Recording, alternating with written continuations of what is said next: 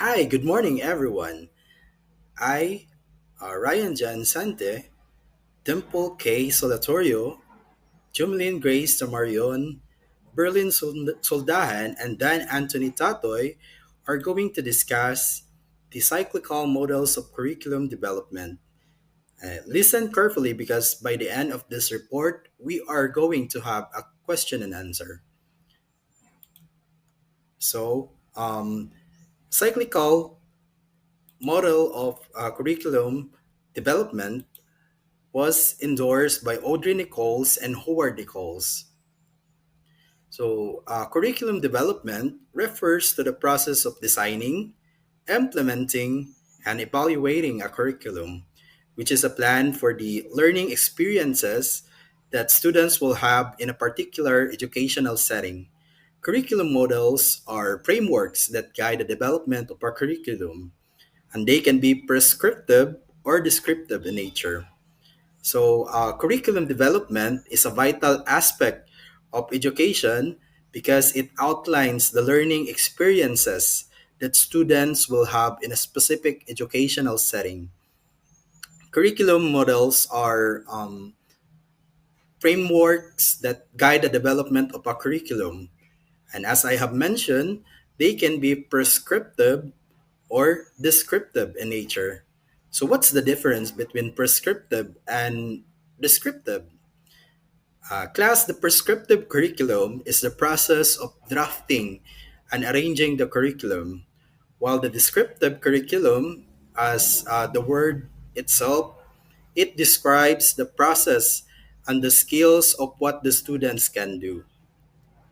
So, in Audrey Nichols and Howard Nichols' curriculum development, which is the cyclical model, it is a models that view curriculum development as a continuous and ongoing process that involves multiple stages, such as planning, implementation, and evaluation, which are repeated in cyclical manner.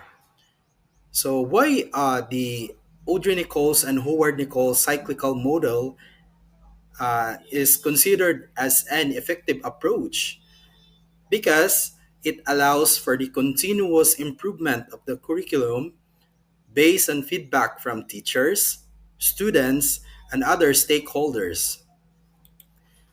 So, in Audrey Nichols and Howard Nichols' cyclical model, it consists of five stages. First, the analysis. Second is the design. Third is development. Fourth is the implementation. And the fifth is evaluation. And these five stages is repeated with a goal of continual improvement of the curriculum. So there are constant revision in order to achieve the goal of the goal of this curriculum. So these following stages are going to be discussed thoroughly by Miss Dimple. Miss Dimple, the floor is yours. Good day, everyone. So let us continue the discussion about the Audrey Nichols and Howard Nichols model for curriculum development.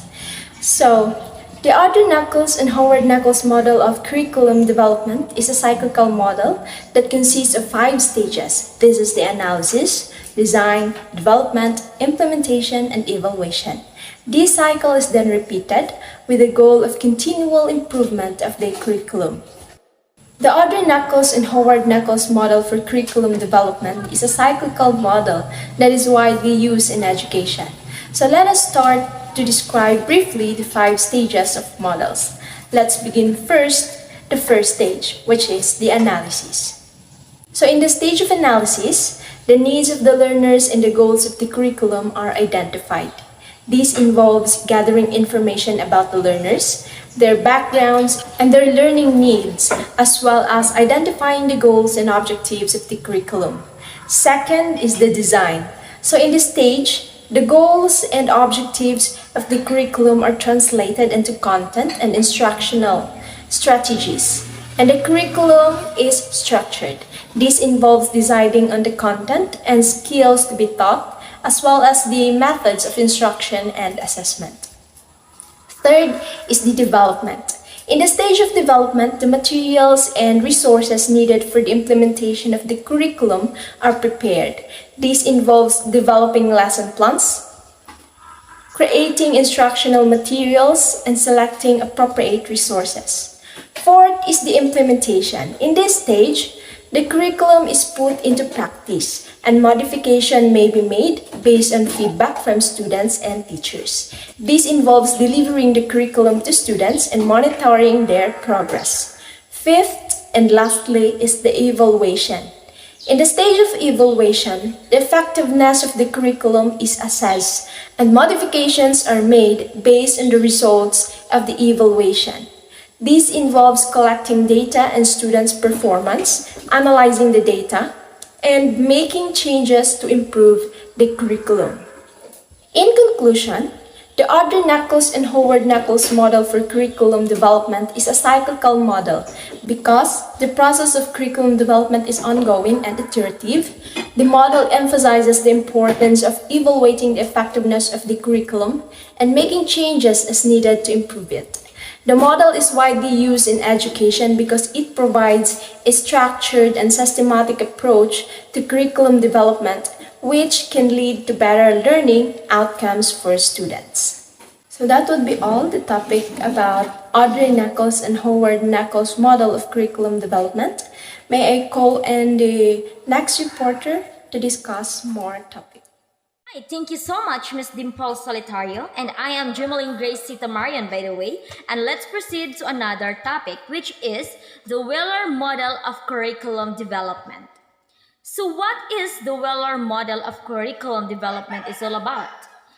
It is a systematic process for designing and implementing educational programs. It was proposed by Wheeler, an American educator and researcher, in the 1960s as a way to help educators plan and implement effective and meaningful curricula. Wheeler defined curriculum as the plan, experiences offered to the learner under the guidance of the school. It focuses on situational analysis.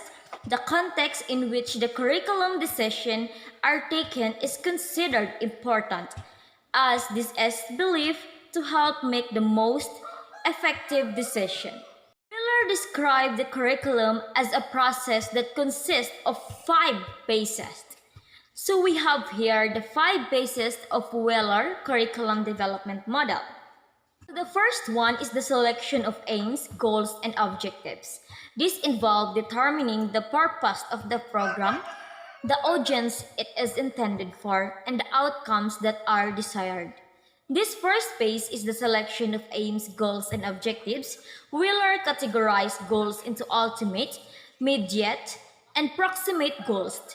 He also recognized general and specific objectives.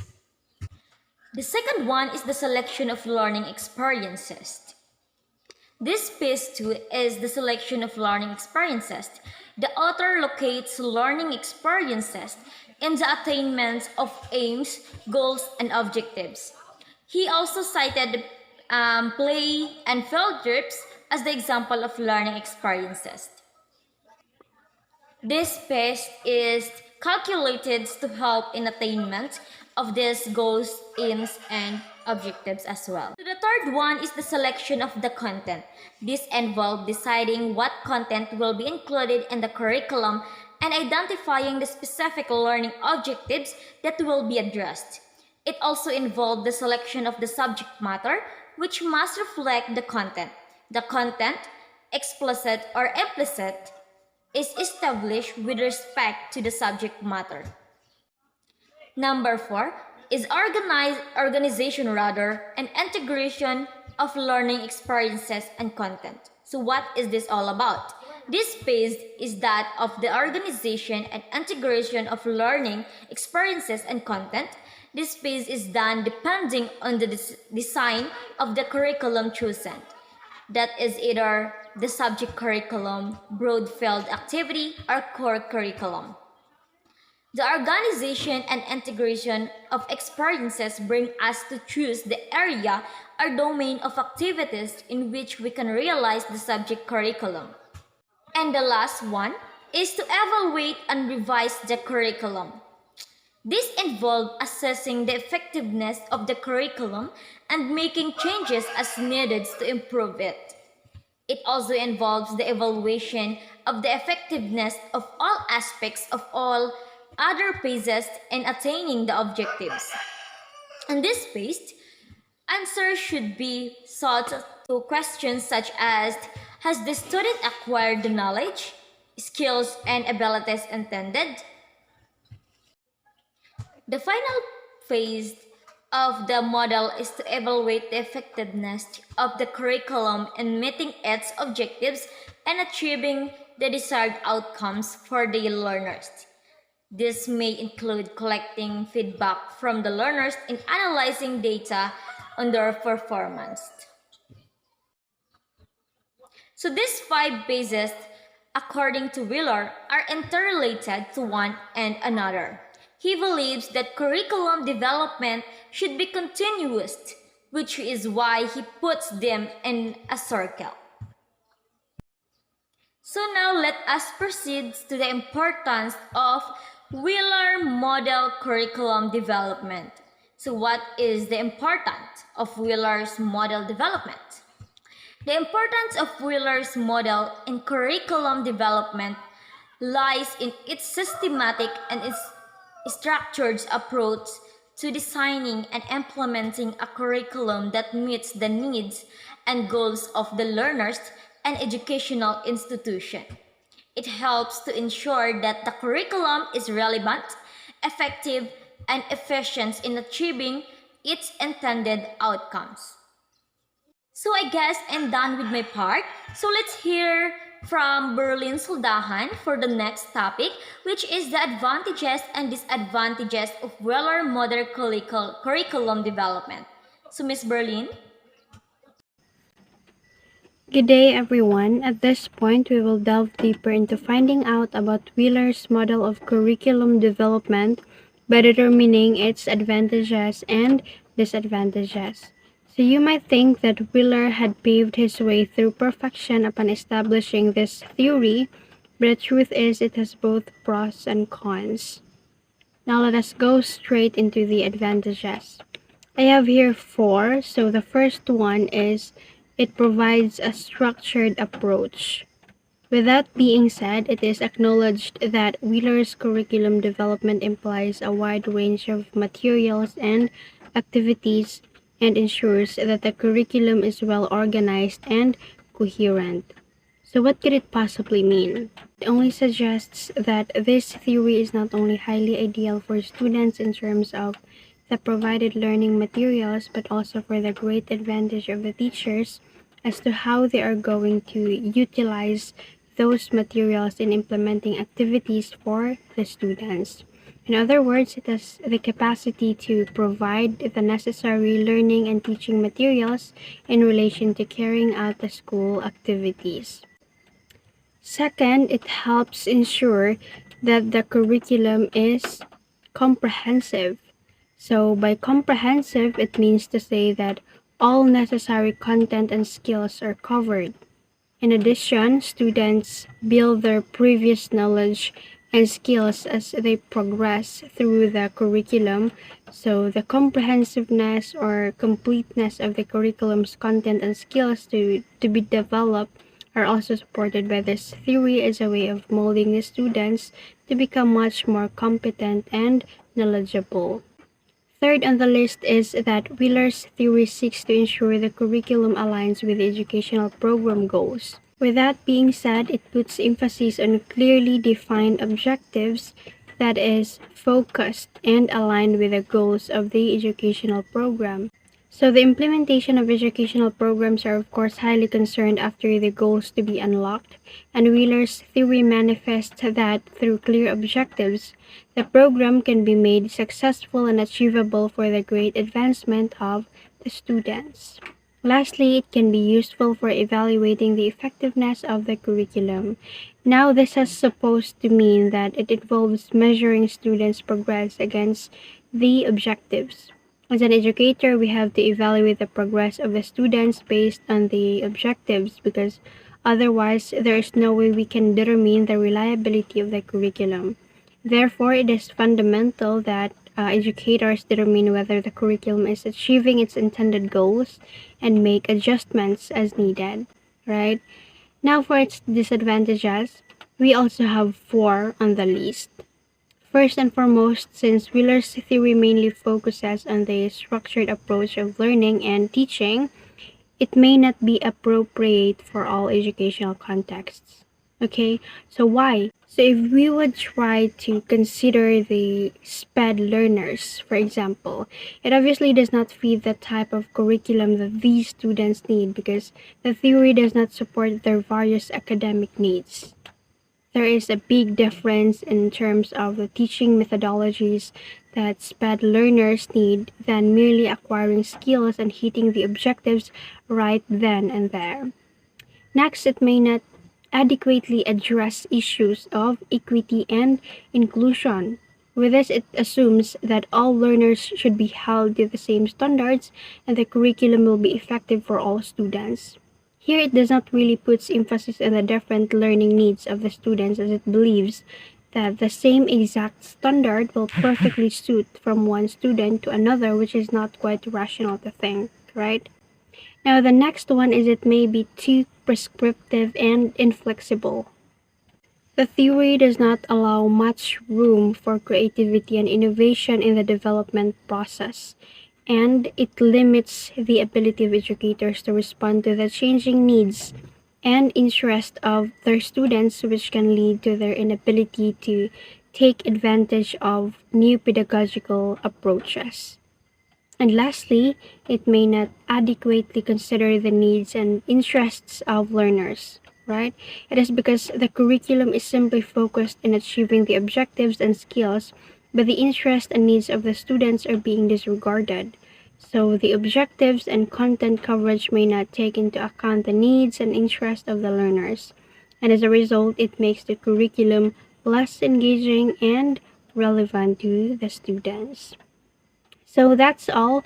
I certainly hope you were able to grasp more about the curriculum development of Wheeler.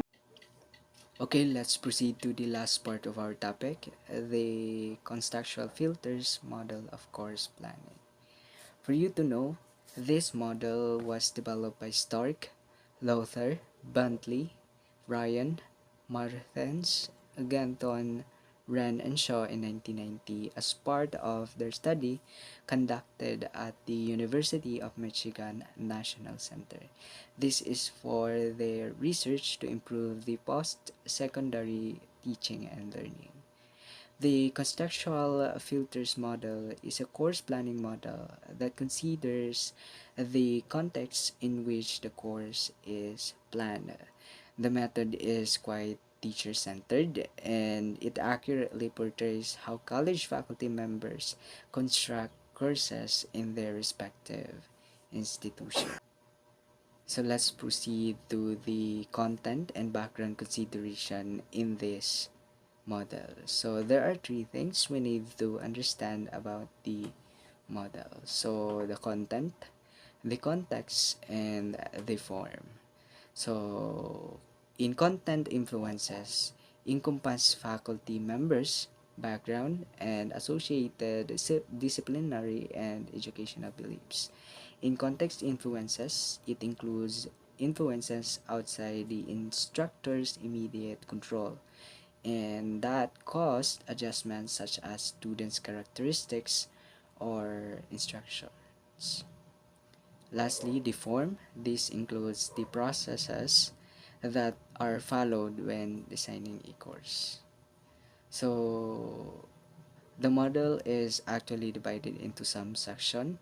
So, in content, it includes the values, goals, and disciplines of the faculty as the course planning's most important aspect. So, in context, it affects and influences the content, form, and the students' characteristics that stand out the most, which incorporates the choices that teachers effectively make based on the content and context. Okay? So, the contextual filters model of course planning, developed by Stark and others in 1990, has both advantages and disadvantages. So, on the positive side, the model emphasizes the importance of considering the contextual factors such as students' characteristics, institutional culture, and the societal needs when designing courses. This approach can lead to more effective and relevant course offering that better meet the needs of students and society as a whole. However, some critics argue that the model can be overly complex and time consuming to implement, and that it may be not suitable for all types of courses or institutions. Additionally, the model's focus on contextual factors may lead to a lack of emphasis on the other important factors, such as content and pedagogy. Overall, while the contextual filters model of course planning has its strengths, it is important to carefully consider its potential flaws or drawbacks and limitations before adopting it as a course design approach. That will be all.